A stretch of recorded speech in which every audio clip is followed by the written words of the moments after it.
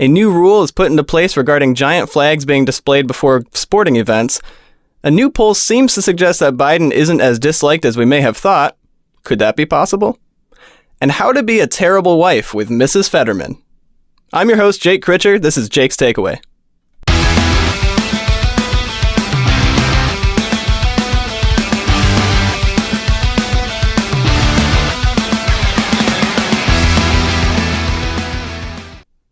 Welcome back to the show. Thanks for joining me again. I hope your week has been good. Let's jump right into it here. So, John Fetterman. He is the current, unfortunately, senator of my state of Pennsylvania. And we're going to talk about how to be a terrible wife with Mrs. Fetterman. John Fetterman may have the worst wife in existence. We're going to talk about why. During his campaign, he had a life and campaign-changing stroke. Rather than being told to prioritize his health and pull out of the race, his team and presumably his wife pushed him through the campaign. It was quite evident that he was greatly affected by the stroke during the remainder of his campaign with his slurred speech, awkward pauses, very awkward pauses, and nonsensical sentences. And that's not to poke fun at him, it's common symptoms after a stroke. Most were not aware of how bad it was because the media ultimately kept it under wraps for the most part, and they tried very hard to keep him from debating on camera and answering questions and pretty much everything that would make it obvious that he recently had a stroke. It was known that he had a stroke, I think, pretty widely, but most people did not realize how much it affected him. He was affected politically at least as bad as physically, but probably physically more. Now, very late in the game, finally he was pressured into a long-delayed debate between him and Dr. Oz, who was the Republican primary candidate for this. The delay, I think, ultimately won it for him since high numbers of those in a poll said if they had watched the debate first, they would have changed their minds. Yikes. Needless to say, he got wrecked in the debate by no skill of Dr. Oz. Not a great candidate, in my opinion, but he would have been better than someone who had suffered a stroke. And that, again, that's not to make fun of him, but you want a healthy, able candidate to run the position. That also kind of goes to show you how much a senator really does, which apparently is not much. Regardless, he got through the campaign with what I thought was a miraculous victory, but apparently since no one knew he was as bad as he was, maybe it wasn't so miraculous. On my end, and maybe you, if you're listening to this, you're probably a little more attuned to this sort of thing, he was doing rough the whole time, and we saw numerous clips showing that he was just really not fit for the job. But maybe not so much of a miraculous victory for those who weren't really in the know. They simply didn't know how bad he was. And the debate didn't start until weeks after mail-in voting had already started. So at this point, he had already gotten, and that's largely Democrats do the mail-in voting. I'm not throwing that out, it's not made up. It's a thing. Republicans have been against the mail-in voting, which you could argue that maybe we should start using the system that's put in place because it's really hurting us. Regardless, the large percentage of Democrats had already sent in their mail-in votes at this point, and even though the poll said that they would have changed their minds having seen the debate, a little bit late now, you've already turned in your votes. So I really do think it saved his skin in the end.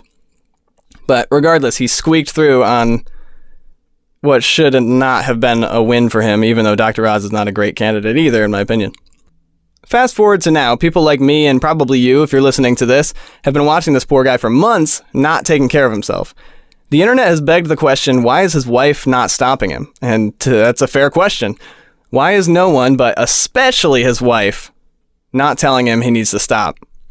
Well, a couple weeks ago, John Fetterman checked himself into a mental facility to get some help with depression, which is a very common effect of a stroke, and other issues.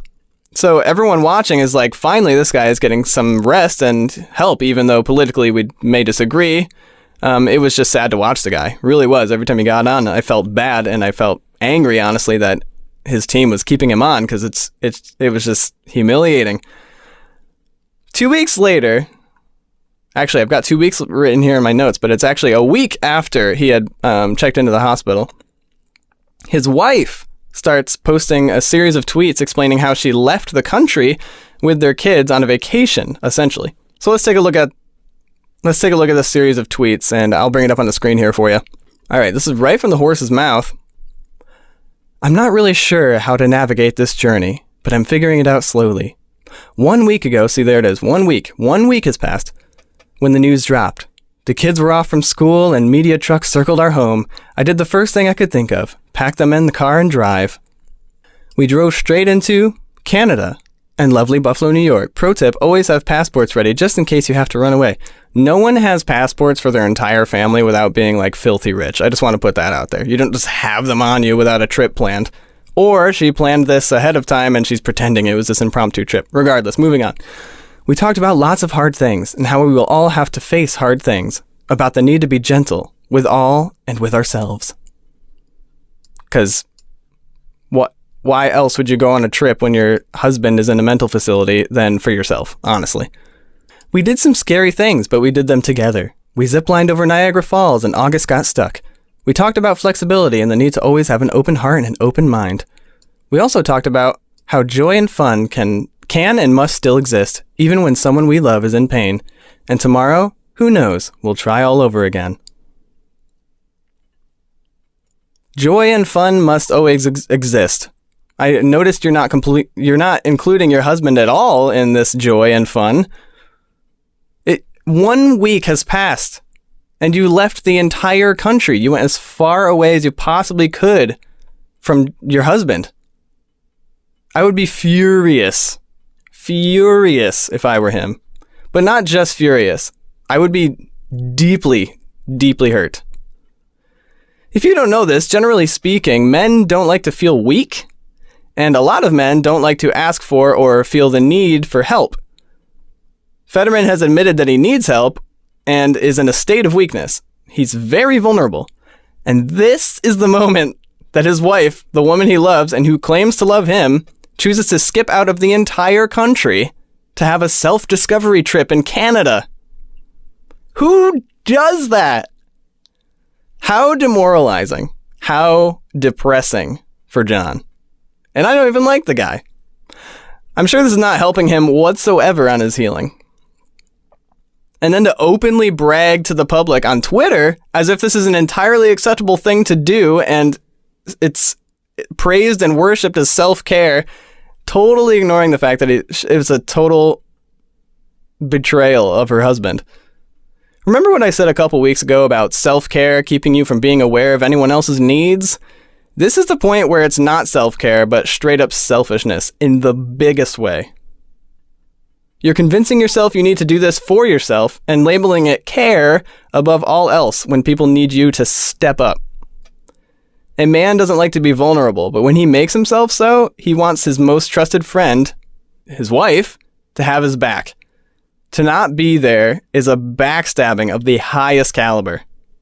But sure, Mrs. Fetterman's clearly fine health takes priority. This has been a perfect example of betrayal. This is marriage-wrecking stuff. Needless to say, this is definitely coming up in marriage counseling.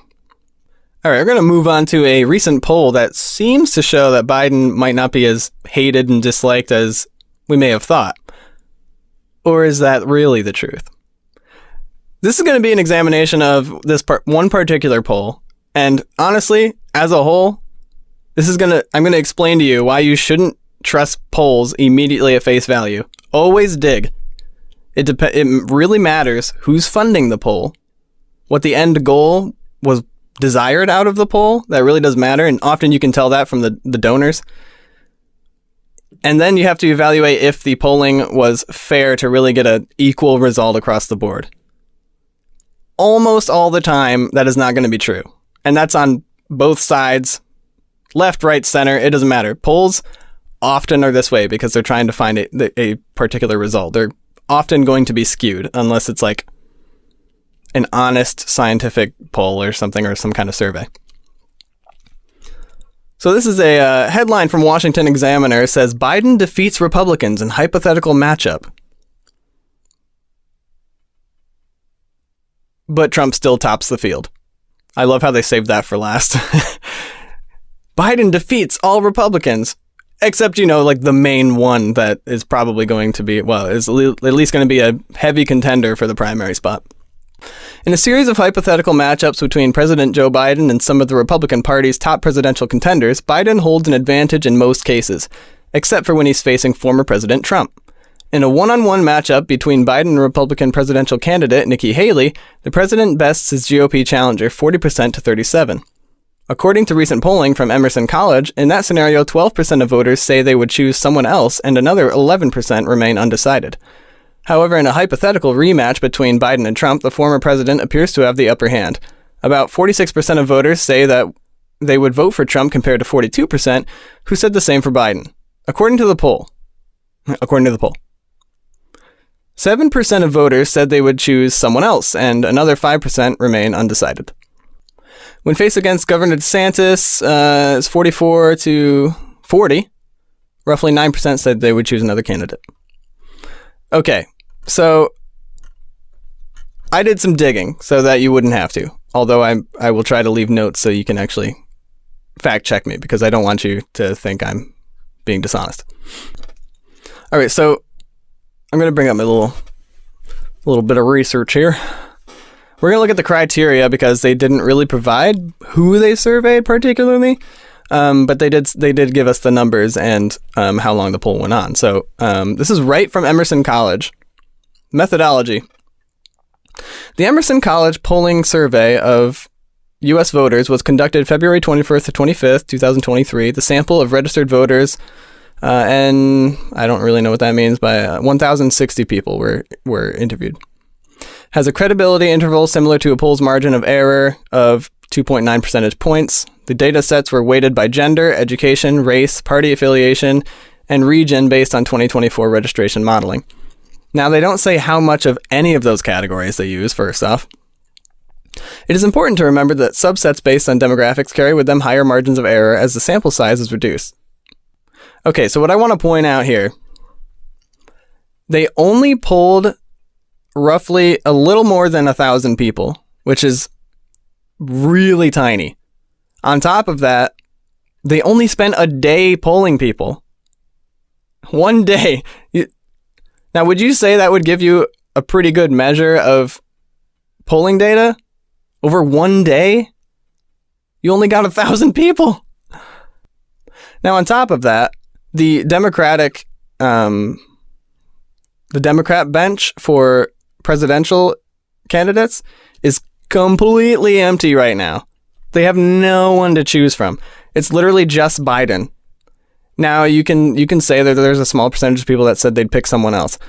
But when there's no one else actually on the ballot, that's like not something most people are going to choose. They're going to choose the one who's probably going to run. Now, I would say he doesn't have a great chance at this point, but there's no other names on the bench right now.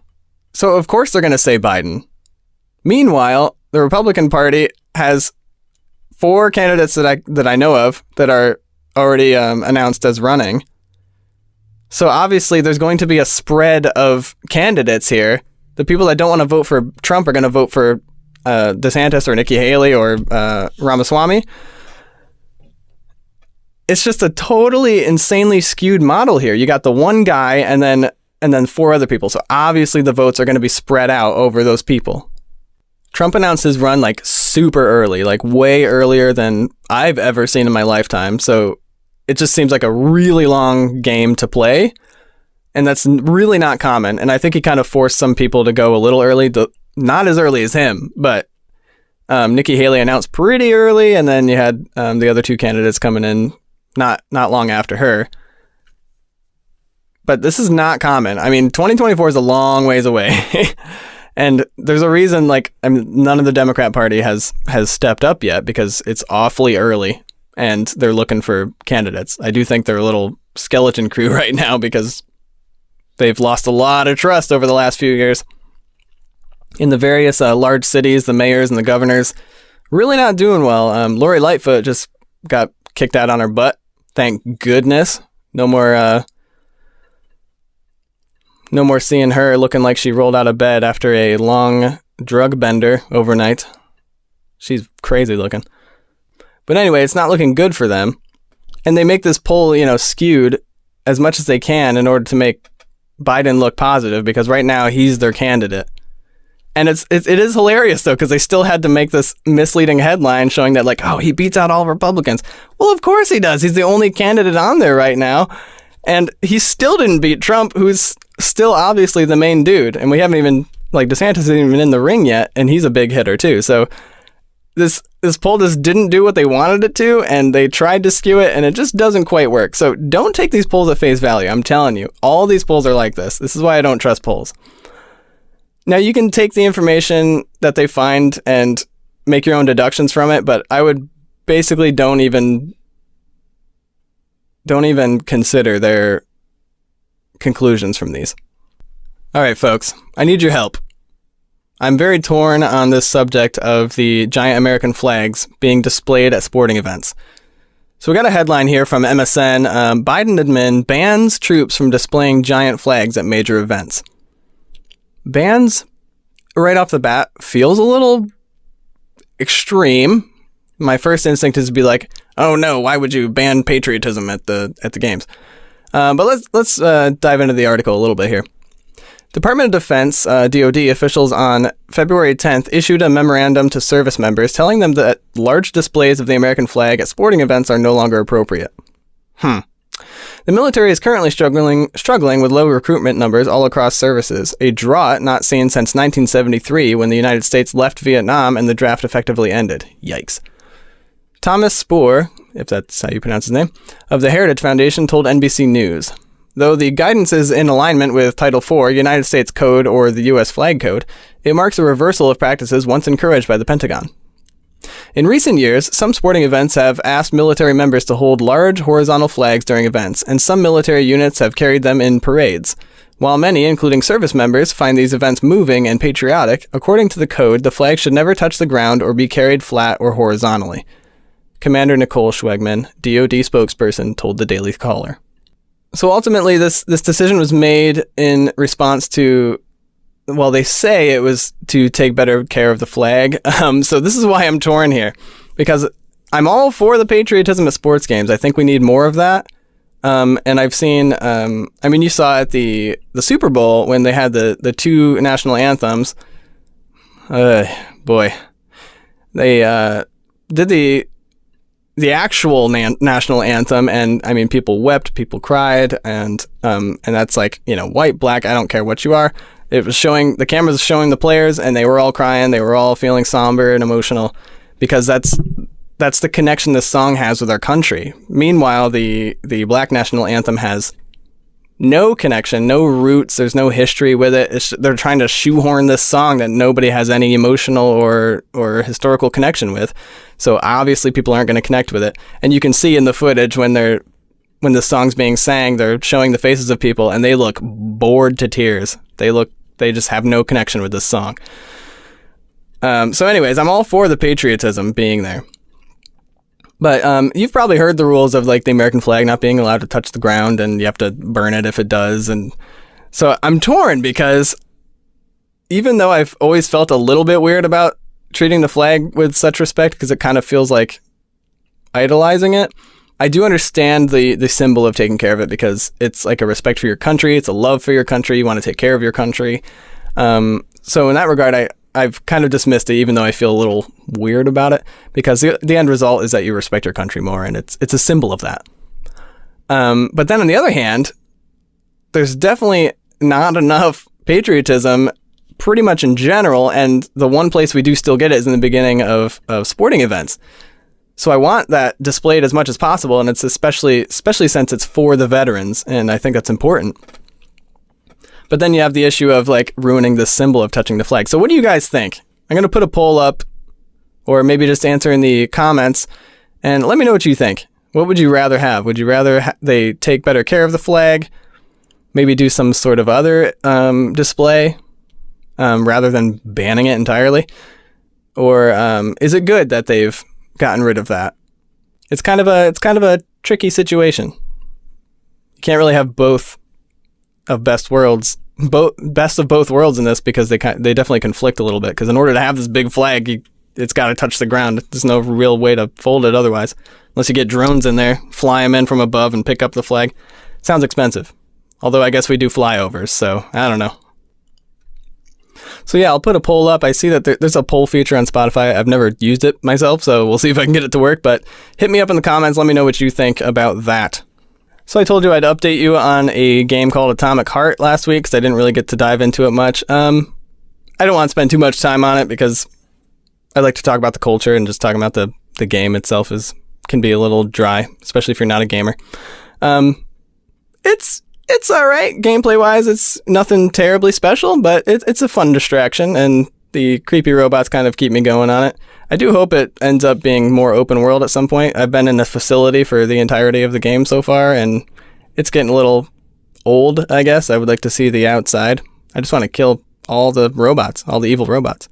They do also seem to be shedding so far a positive light on Soviet Russia, which really isn't my favorite, but I'm thinking maybe that the overarching story is you'll discover more of the corruption inside. If not, I'm going to be very disappointed.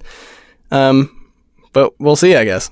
Another update, I have promptly canceled my Movie Pass as I have not gotten a response from anyone, and they just continually charge me for a membership that I am not able to take advantage of. So see you later, Movie Pass. Well, maybe I'll come back when your beta is not a beta anymore and you actually have your act together. I can't even get a hold of them for a refund. So that being said, my family member of mine, my brother and a good friend, got their cards just fine. And maybe I'm just the outlier here, so you might have a good experience if you wanted to try it. But just know, I've told you everything last week. It wasn't a great experience, and I'm basically getting ripped off right now because they will not get back to me.